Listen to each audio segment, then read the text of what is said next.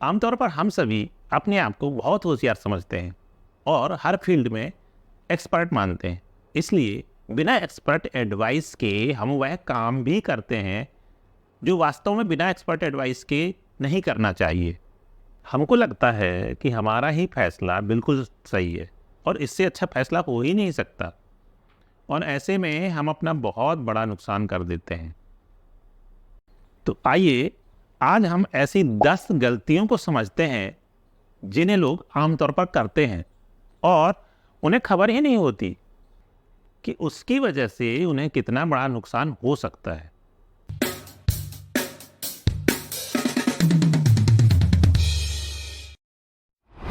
First, ignoring फी और cost या advisory फी बचाना। जनरली आजकल हर कोई स्मार्ट हो गया है। हर काम के लिए या हर प्रॉब्लम के लिए गूगल करता है। यह अच्छी बात है, परंतु जिस तरह आप बीमार होने पर गूगल से अपना इलाज नहीं करते बल्कि किसी अच्छे डॉक्टर से सलाह लेते हैं, ठीक उसी तरह निवेश के लिए भी किसी अच्छे प्रोफेशनल एडवाइजर से सलाह लेना चाहिए। आमतौर पर लोग जीरो फी या कम एक्सपेंस रेशियो वाले प्रोडक्ट या सर्विस को चयन करते हैं और थोड़ी सी पैसे बचाने के लालच में हमेशा अपना ज़्यादा नुकसान कर लेते हैं। किसी भी अच्छे एक्सपर्ट को फी देकर आप उस प्रोडक्ट या सर्विस को लेते हैं तो लाभ कई गुना तक बढ़ जाता है।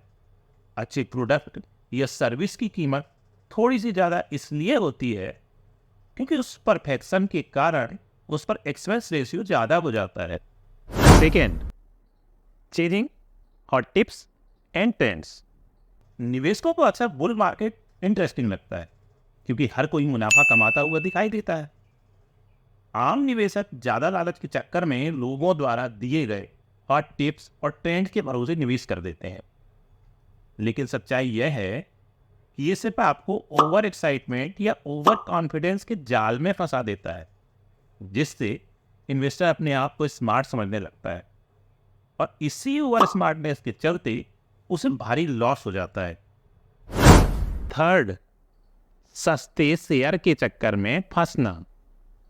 आप कोई खास शेयर इसलिए खरीदते हैं क्योंकि उसकी कीमत कम होती है और उनमें वृद्धि या ग्रोथ की गुंजाइश ज़्यादा दिखती है।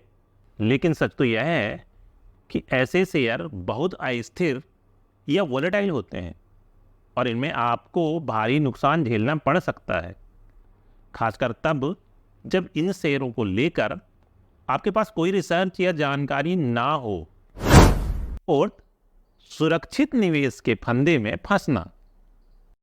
आप अपने निवेश में रिस्क नहीं लेना चाहते हैं, इसलिए म्यूचुअल फंड या अन्य निवेश इंस्ट्रूमेंट में निवेश करने के बजाय फिक्स डिपॉजिट में निवेश करते हैं, जबकि आपका बैंक में फिक्स डिपॉजिट भी सुरक्षित नहीं है और सुरक्षा का पर्याय कम रिटर्न होता है।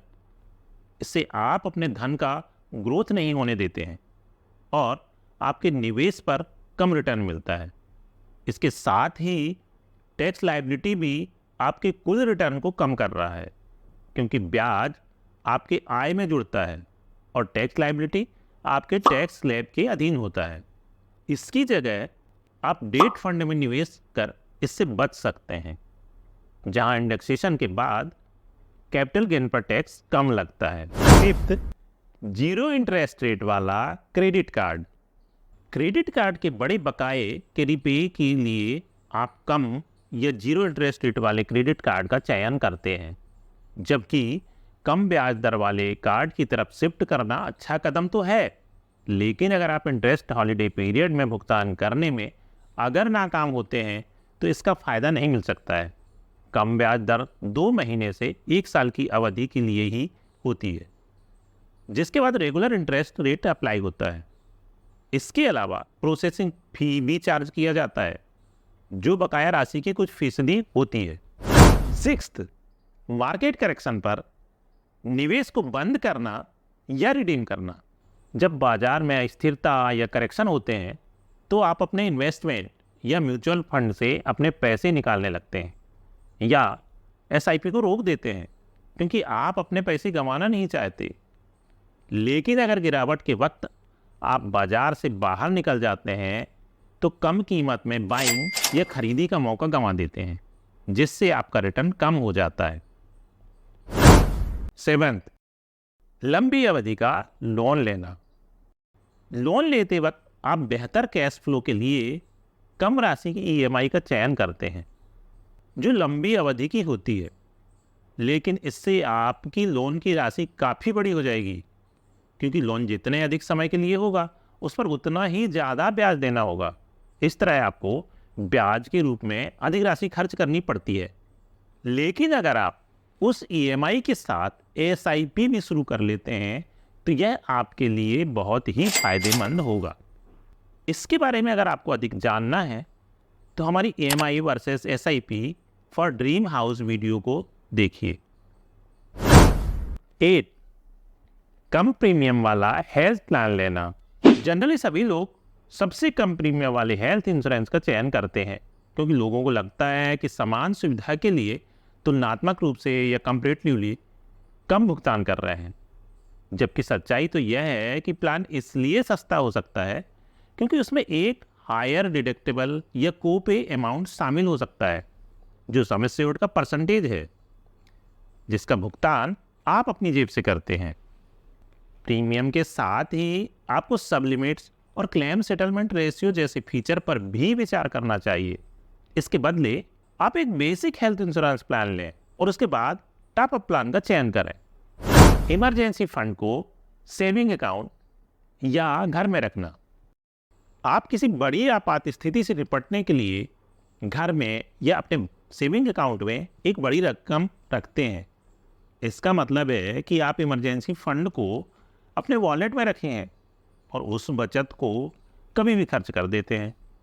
इमरजेंसी फंड 3 से 6 महीने के खर्च के बराबर होना चाहिए और उसे लिक्विड या शॉर्ट टर्म फंड में निवेश करना चाहिए। 10, गलत इन्वेस्टमेंट इंस्ट्रूमेंट में या गलत स्कीम में निवेश करना। झूठे प्रलोभन और गलत जानकारी या ज़्यादा रिटर्न के लालच में अधिकतर लोग गलत जगह निवेश कर देते हैं। किसी एजेंट के कहने पर या अपने बैंक जहां आपका अकाउंट होता है में जाकर निवेश करते हैं। यहाँ 2 बातें ध्यान रखिए कि एजेंट अपना कमीशन देखता है और बैंक आपका पैसा देखता है। आपके वेल्थ की ग्रोथ या आपका निवेश पर्पज से उसे कोई मतलब नहीं होता। आपका पैसा अपने हिसाब से निवेश कराते हैं, जिसमें निवेशक को हानि भी उठाना पड़ सकता है। कुछ स्मार्ट निवेशक गूगल से देखकर भी निवेश करते हैं, जबकि गूगल पास्ट परफॉर्मेंस के अनुसार शॉर्ट लिस्ट करके दिखाता है। आपके लिए कौन सा निवेश सही होगा यह एक प्रोफेशनल इन्वेस्टमेंट एडवाइजर ही बता सकता है। अच्छा इन्वेस्टमेंट एडवाइजर आपसे बात करके, आपसे प्रश्न पूछकर, आपकी ज़रूरतों को ऑब्जर्व करके आपका निवेश पोर्टफोलियो बनाता है, जो इंडिविजुअली आपके लिए बेस्ट होगा और आपको वेल्दी बनाएगा। तो हमेशा ध्यान रखिए, हेल्थ के लिए डॉक्टर और वेल्थ के लिए professional adviser. Happy investing. Thank you.